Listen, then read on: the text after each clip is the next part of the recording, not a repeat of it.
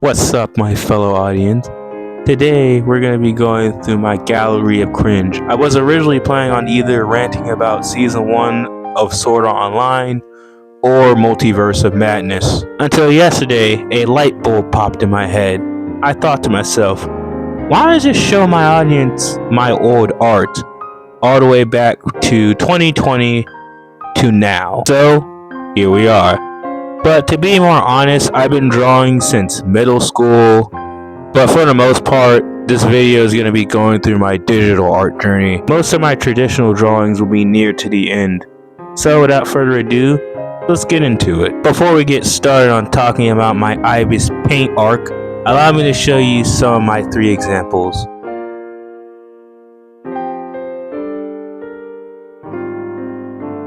As you can tell for those 3 examples, they were terrible. I mean terrible. What was I thinking? Now granted, I did redraw the 2 images out of 3 that I showed you, but I'm pretty sure you get what I mean. My beginning was very rough, to say the least. But enough stalling. Let's get into the real meat and potatoes of this video. For real this time. September 14, 2020. I discovered a little magical app called Ibis Paint, and here is where you see my very first digital art piece. Oh, brother, this guy stinks! Oh dear, there was so much wrong with this piece. I could have told you this was an MS Paint image, and you would probably believe me, because, oh god, the line art. How did I not backflip myself off of a building? This image is so bad, I might have to remake it in the future. But that's for future me to figure out. I mean, look at this. Look at the line art.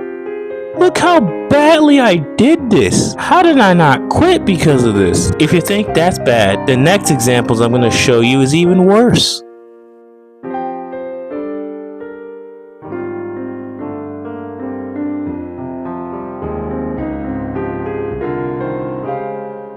Do you see the problem?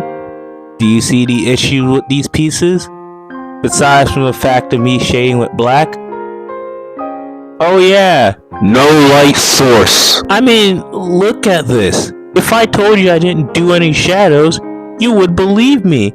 Because look at this. This looks more flat than a piece of paper. On top of just using straight up bright colors, my big bright idea was to put the color layer on top of the line art layer.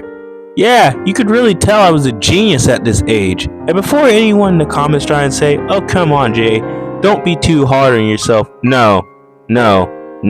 If I could go back in time, I would drop kick myself right here and now. The only good thing that came out of this arc was me learning how the line art and colors separate. I even tried to do soft shading a little bit before I quit on it. For now at least. Later on you'll see it. Before we move on to the next arc, allow me to add a little bit more context to this. At the time that I was making these pieces, I was using a rec tablet. Yeah, I know. A big old brick of bad software. Why is this important? Because at some point, Ibis Paint updated to where it didn't run very well. So I had to use another drawing app. On to the next one, or as I like to call it, my dark age. April 7, 2021 is where I started to use Metabang and started to understand the basic principles of shading. Yes, it is still garbage, but I did have some fond memories of doing some One Piece art. Here's some examples right here. This piece right here is my personal favorite. I do like this, but looking back on it now, I could have added a bit more dramatic shadow, but overall, I did do a pretty good job on this one. What? I'm not gonna be negative on myself the entire video. Speaking of not negative, oh my gosh, what is this? What am I looking at? Is this improvement? Congratulations! Congratulations! Congratulations! Congratulations! Congratulations! But now looking back on it, I realized my biggest issue. Shading and anatomy, but mainly shading, because if you didn't notice by now, my light source was all over the place. Most of it didn't even make any sense. Oh yeah, off topic, I actually decided to redesign those 3 characters this week. I'll show them up right now. Obviously there's more of them, but I was planning on like making like a small mini series or something. But anyway, let's move on to the next one. February 1st, 2022 is where I finally started to learn the basics of shading. About time. Now granted it's not perfect, but hey, it's something. It's better than me just throwing random light sources everywhere. I even did 2 art pieces to where I basically cropped out my sketch and then colored and shaded all over it. I'm surprised I didn't do this more. Remember how I said about how you'll eventually see more soft shaded pieces? Well, believe it or not, most of my soft shading journey ended with Metabang. So here's a couple of images before I move on. 2024 is where I started to take a hiatus on digital art. I realized that shading won't fix anything if my anatomy is horribly bad. That and my shading can still use a lot of work. So in 2024, I dedicated all my research to learning how to have proper anatomy and shading. 2024 was where I truly mastered anatomy. Now granted, the hands still look a little bit whack, and some anatomy doesn't look the greatest, but hey, at least I knew I was doing something. And you might have noticed throughout this video why I didn't explain techniques, anatomy tips, and all that other stuff. To be perfectly honest, most of my techniques were mixing other techniques that I saw on YouTube and Pinterest. But other than that, I really was proud of myself this year. And now we're in 2025. What techniques do I plan on learning this year? You know, nothing big. Probably learning how to use different brushes and shading techniques.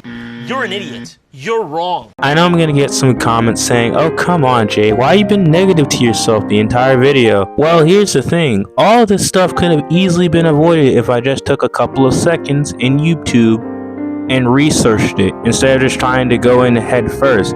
So when I look at my past self, I can't help but kick myself because all this stuff could have been easily avoided. Simply put, I had a problem with an easy solution, but instead I made the problem worse. It's only until now that I started to use reference images from Google. Yeah, I truly feel like I'm falling behind. So since I'm done roasting myself, what are my future plans? The answer is easy. I'm gonna try and work my way up to doing soft shading.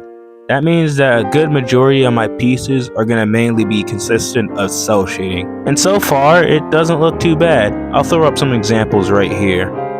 On top of learning cell shading, I learned how to do some backgrounds, along with learning how to place highlights. It's a really fun process when you know what you're doing. So, there you go. That's how far I got into my art journey. For now, at least. If you're curious on where I got all my art methods from, I'll link them right in the description.